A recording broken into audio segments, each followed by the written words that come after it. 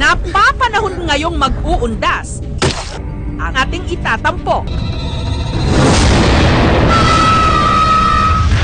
Sa taas niyang 7'3", isa siya sa itinuturing na pinakamatangkad sa buong Pilipinas. Kaya naman hindi nakataka-taka na ang palagi niyang role, kapre. Si Raul, ang binansagang pambansang kapre ng Pilipinas. Alam nyo bang bago pa siya nag-showbiz, varsity player siya ng basketball sa University of the East. Ang father ko ay 6+ din naman. Ang mama ko 5+ din, pero sa pamilya nila may lahi matangkad. Siguro, hindi man ganong katangkaran, pero ako ang lumabas na pinakamatangkad.